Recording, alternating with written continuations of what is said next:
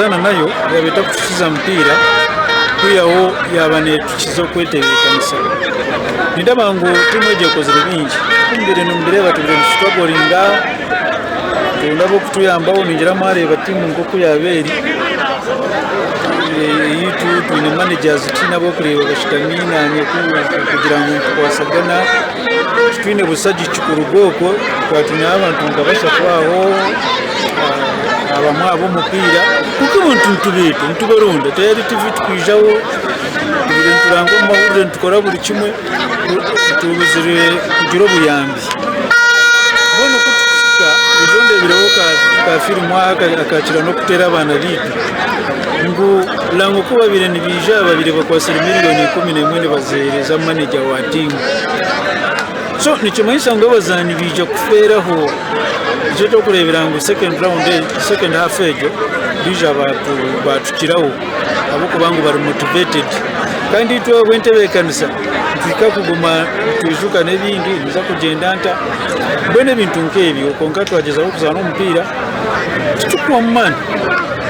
turagireramo tukazana umupira tukiyayo draw tubasa kuzayo ni tukoresha mu gishogo twatutungiro obuhagizi twetebekanisa kuko bazana tubiye Zaidi Byekwaso head coach Ankole Province for Drum Elizoba atiri atamburaje aho kuba twasingwa omupira omumakagito gakacheka n'ekintu kibina mnonga ahabagizi bitu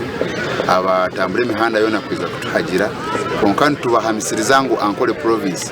ekine omugisha obukuruga omu group page abo kuba ekine emipira ebiri omwe kuza kutaya isa team ya Buganda aha weekend eje birabere na munana baba kutahindwire then hererukeyo eri kutaya ira team ya Lango so noreba ngo omugisha gukiriho obukuruga mu group match erizo bati yatamburaje abo kuba harimo obuntu bukebuke bututeganise camp na mnongo kumisinga abazani nkahirale mukundane Ivan Ayimbisibwe abariyo nabatebekanisa kuzanira ihanga ritu mpaka za Afcon kandi nabazana abandi twabamisinga abo kuba Elizoba hinene mpire ya bigirigi eyazanwa kandi twine mabazani bitu nkaoshaba Mavini na Mahadi Rashida kuzanira so nthamyangu ompiro guragarukeho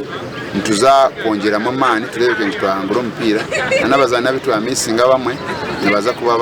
bali free batujoininge turebeke ntwawungo mpiro